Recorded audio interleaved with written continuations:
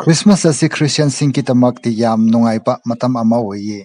Christmas asi December ki tang kun mangada kanbipa mapu Jisu Christian na taipang banda bokpi kibaki celebration ni. Ukhrul amasung kamchong zilada Christmas si 25th December kak natana kun ayambada New Year nomit fawpa harau taram na celebrate tauna ye. December kun marigi ahing dagi New Year nomit fawba hapta ama ki chang da celebrate tawbasi kram haina amasung kari pangthoklaga celebrate tawke haiba ki matang da shamrap da yangminasi. December ki tang kun mari ki ahing si Christmas vigil night haina Christmas kumai hauki. Christmas nomit December 25 si da church the worship service pangthoki loina na community mayam na church the Christmas cake chamina ye. Yumthong ayamba na nomit sida chakawba balem kya shu paikhati.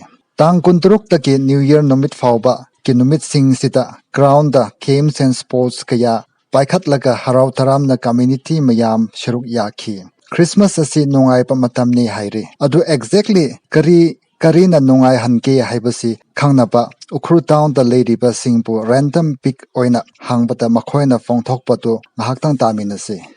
Aigi damakti khwaidagi nungaiba matamsi Christmas matamsine. This is a season of love, peace, joy, warmth, where we feel the happiness of having all family together to celebrate the birth of Jesus, the joy of celebrating with lights and greetings and socializing with the people.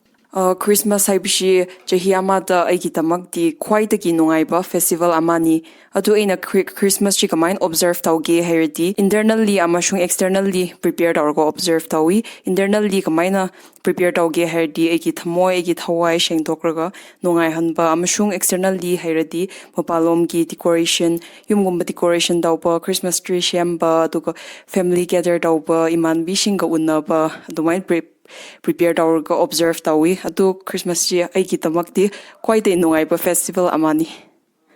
Christmas haibashi nungaiba numini. Christmas si ekhoi Jisu pokpagi.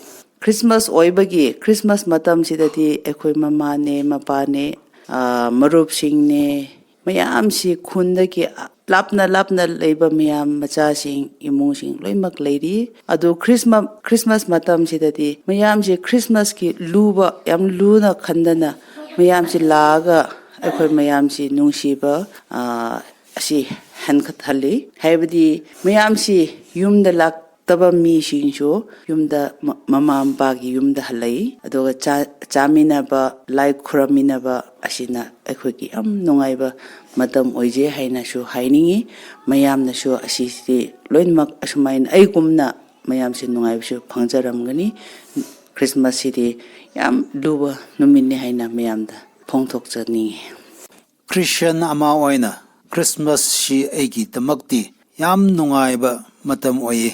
Jisu Christana sharkadagi lakraka aikhoi mayambu kanbinaba lakpasida henna nungaiba kari leige.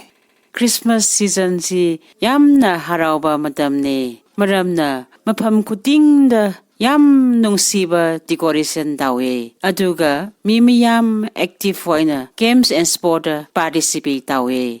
Religious aspect kak natana social aspect shu Christmas asi khwaidaki maru oiba sense of community belongingness purak people palem amashu oyi. Matam masida angang ahar lesha bakhang amasung lairaba inna khunba apik achao ki khainaba karishu leitatana ishai shakminapa chak chaminapa amasung games and sports kaya shaminapa matam oyi. Amarom da hairati Ukhrul amasung kamchong zilla ki tamakti Christmas asi yamna maru oiba social unifying force amane haibashu yai.